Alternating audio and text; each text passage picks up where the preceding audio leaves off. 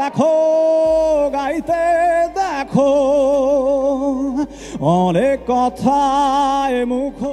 আবারও আলোচনায় আলোচিত কণ্ঠশিল্পী মাইনুল আহসান নোবেল।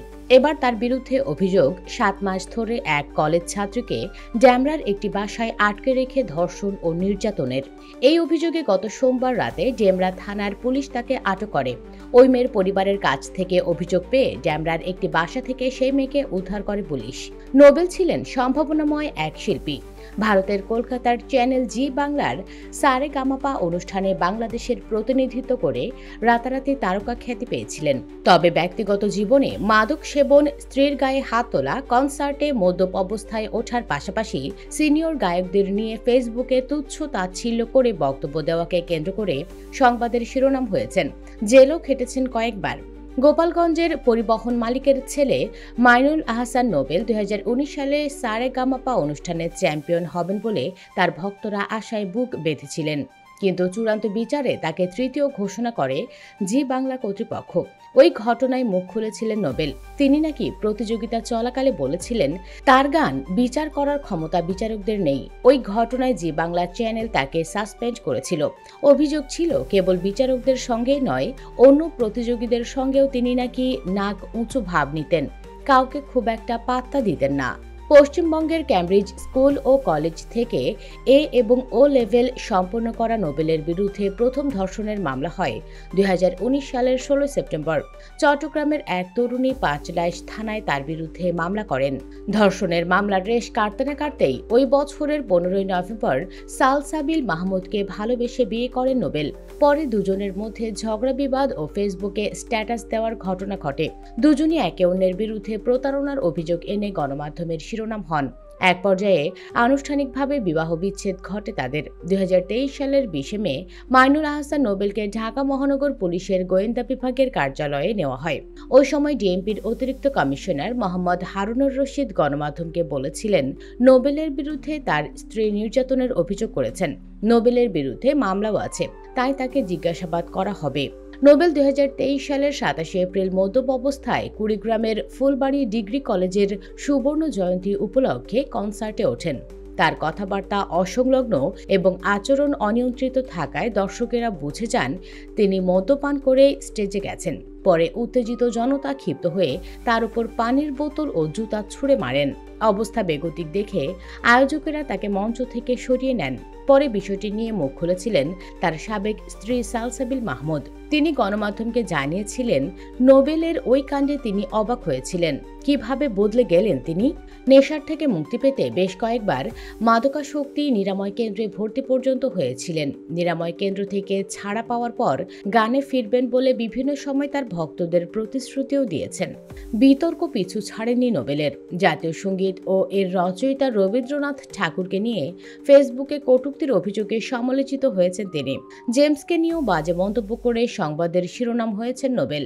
ফেসবুকে মানহানির বক্তব্য দেওয়ার অভিযোগে সঙ্গীতশিল্পী মাইনুল আহসান নোবেলের বিরুদ্ধে 2021 সালের 1 জুন ডিজিটাল নিরাপত্তা আইন 2018 এর 25/2/29 ধারায় মামলা করেছিলেন গীতিকার, সুরকার ও সঙ্গীত পরিচালক ইথুন বাবু। এর আগে নোবেলের বিরুদ্ধে হাতিরঝিল থানায় সাধারণ ডায়েরি করেন ইথুন বাবু। এতে তিনি অভিযোগ করেছিলেন নোবেল তার ফেসবুক পেজ নোবেল ম্যান থেকে দেওয়া এক পোস্টে ইথুন বাবুকে চোর বলেছেন। ওই পোস্টে নোবেল লিখেছেন, ইথুন বাবু একটা চোর, অন্যের গান নিজের নামে চালিয়ে দিয়েছে। এ কারণেই ক্ষুব্ধ হয়ে নোবেলের বিরুদ্ধে মামলা করেন ইথুন। সাংবাদিককে হুমকি দিয়েও সংবাদের শিরোনাম হয়েছিলেন নোবেল। 2021 সালের 17 মে সময় টিভির বিনোদন সাংবাদিক আল কাছির তাকে নিয়ে একটি প্রতিবেদন করলে নোবেল ক্ষুব্ধ হন।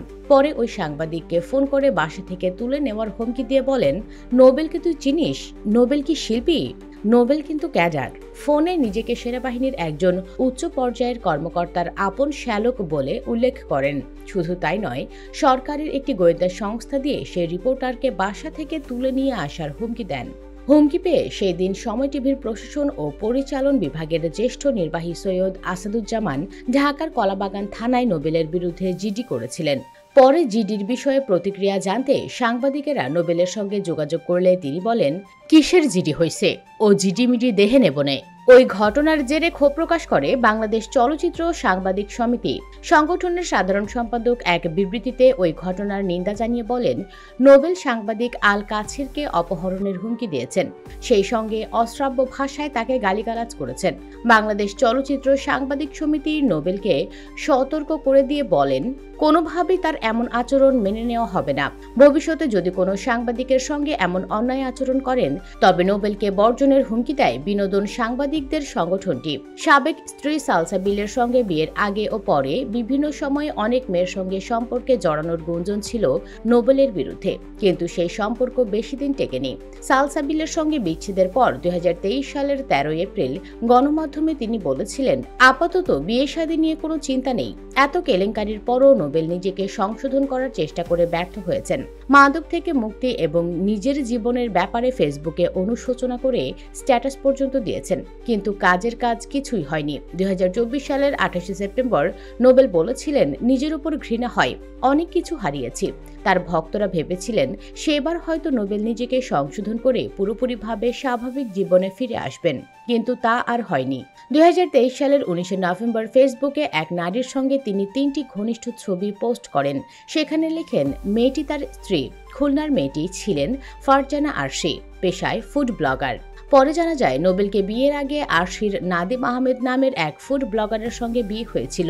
সেই বিয়ে 2 বছর পর ভেঙে যায়। পরে ফেসবুকে পরিচয়ের সূত্র ধরে নোবেলের সঙ্গে সম্পর্ক তৈরি হয় আরশির। এই বিয়েও বেশি দিন টেকেনি। বিয়ের সপ্তাহখানেকের মাথায় নোবেল ভর্তি হন মাদকাসক্তি নিরাময় কেন্দ্রে, আর আরশি চলে যান খুলনায়। সেখানে ফিরে গিয়ে ফেসবুকে তিনি অনুশোচনা করে লেখেন, আমি আমার বাড়ি খুলনাতে আছি, না জেনে উল্টোপাল্টা খবর ছড়াবেন না প্লিজ। আজকে যদি আমি নাদিমের সঙ্গে সবকিছু শেষ করে দিতাম তাহলে কেউ কিছুই জানতে পারতো না। আমি কি এতটাই বোকা? আমি জানি না যে নোবেল এই ছবি পোস্ট করলে কতটা ঝামেলা হবে। বিশ্বাস করেন, এসবে আমার হাত ছিল না। নোবেলের সেই বিয়ের খবর গণমাধ্যমে আসার পর তার আগের স্ত্রী সালসাবিল ফেসবুকে লেখেন, খুলনার একজন ফুড ব্লগার নাদিম আহমেদের সঙ্গে 7 বছরের প্রেম ছিল তার স্ত্রী আরশির। 2021 সালের শুরুতে তারা বিয়ে করেন। 2 বছরের সংসার তাদের। সেসব বাদ দিয়ে নোবেলের কাছে চলে এসেছে মেয়েটি। সর্বশেষ নোবেল এক নারীকে সিঁড়ি দিয়ে টেনে নামাচ্ছেন, এমন একটি ভিডিও সম্প্রতি সামাজিক যোগাযোগ মাধ্যমে ভাইরাল হয়। ওই ভিডিও দেখে মেয়েটির মা বাবা তাকে চিনতে পারেন। পরে তারা জাতীয় জরুরি সেবা 999 নম্বরে ফোন করে ঘটনা জানান। 19 মে রাত 10টার দিকে পুলিশ ডেমরার একটি বাসায় অভিযান চালিয়ে ওই ছাত্রীকে উদ্ধার করে। পুলিশের ডেমরা থানার ভারপ্রাপ্ত কর্মকর্তা মাহমুদুর রহমান গণমাধ্যমকে জানান, গত নভেম্বরে এক ছাত্রীকে গুলশানে দেখা করার কথা বলে নোবেল তাকে ডেকে আনেন, তাকে বিয়ের আশ্বাস দেন। পরে 7 মাস ডেমরার একটি বাসায় তাকে আটকে রাখা হয়। এই সময়ে তিনি ওই ছাত্রীকে নির্যাতন ও নিয়মিত ধর্ষণ করেন। এইসব ঘটনা নোবেল নিজের মুঠোফোনে ধারণ করেছেন। সেই ভিডিও দিয়ে ইডেনের ওই ছাত্রীকে ব্ল্যাকমেইল করেছিলেন বলে দাবি পুলিশের। পরে 19 মে রাতে নোবেলকে ডেমরা থেকে আটক করা হয়। ডেমরা থানার ওসি মাহমুদুর রহমান দাবি করেন, পুলিশের উপস্থিতি টের পেয়ে নোবেল সীমান্ত দিয়ে দেশের বাইরে পালিয়ে যাওয়ার পরিকল্পনা করেছিলেন। এজন্য তিনি একটি মাইক্রোবাস ভাড়া করেছিলেন। তবে পালানোর আগেই তাকে আটক করা হয়। নোবেলের বিরুদ্ধে ধর্ষণ ও নারী নির্যাতনের অভিযোগে মামলা হয়েছে। এছাড়া ধর্ষণের ভিডিও ধারণ করে ছাত্রটিকে ব্ল্যাকমেইল করার অভিযোগে আলোচিত এই শিল্পীর বিরুদ্ধে পর্নোগ্রাফি আইনেও মামলা হয়েছে। ভিকটিম ওই নারী শিক্ষার্থী বর্তমানে ঢাকা মেডিকেল কলেজ হাসপাতালের ওয়ান স্টপ ক্রাইসিস সেন্টারে চিকিৎসাধীন বলে জানিয়েছেন ওসি মাহমুদুর রহমান। এদিকে নোবেলের আইনজীবী মোহাম্মদ জসিমউদ্দিন প্রথম আলোকে বলেছেন, আদালতে নোবেলের বিরুদ্ধে যে ঘটনা দেখানো হয়েছে তা 7 মাস আগের। প্রকৃতপক্ষে এই মামলার বাদী নোবেলের বিবাহিত স্ত্রী। তারা গত বছরের 24 নভেম্বর স্বেচ্ছায় পারিবারিকভাবে বিয়ে করেছেন। তিনি 4 মাসের অন্তঃসত্ত্বা। হয়তো পারিবারিক মনোমালিন্যের কারণে তিনি মামলা করেছেন। আসামি বাদীর সঙ্গে সংসার করতে চান। আপোষের শর্তে বা বাদীর জিম্মায় জামিন দিলে তাদের কোনো আপত্তি নেই। মনোরোগ বিশেষজ্ঞ ডাক্তার হেলাল উদ্দিন আহমেদ প্রথম আলোকে বলেন, কেবল শিল্পী নোবেলই নন, প্রতিটি মানুষের নিয়ন্ত্রিত জীবনযাপন করা উচিত। হেলাল উদ্দিন আহমেদ বলেন, মাদক একজন মেধাবী মানুষকে তিলে তিলে ধ্বংস করে দেয়, সামাজিক অবক্ষয় তৈরি করে। মাদক গ্রহণ, সামাজিক যোগাযোগ মাধ্যমের অতিরিক্ত ও অপব্যবহার এবং রাত জেগে থাকা মানসিক স্বাস্থ্যের মারাত্মক ঝুঁকি বলে জানান তিনি। তিনি আরও বলেন, প্রত্যেকের উচিত দিনের বেলায় কাজ করা এবং কম রাত জাগা, জীবন ও যাপনকে সর্বোত্তম নিয়মের মধ্যে নিয়ে আসা। নিয়মে না আনলেই বিপত্তি। পারিবারিক ও সামাজিক অনুষ্ঠানে যাওয়ার বিকল্প নেই উল্লেখ করে ডাক্তার হেলাল উদ্দিন বলেন, মাদক ও অনিয়ন্ত্রিত জীবন পেশাগত, পারিবারিক ও সামাজিক জীবনকে ধ্বংস করে। তাই মানুষের সোশ্যাল স্কিল বাড়াতে হবে, সমাজ অনুষঙ্গ আচরণ করতে হবে।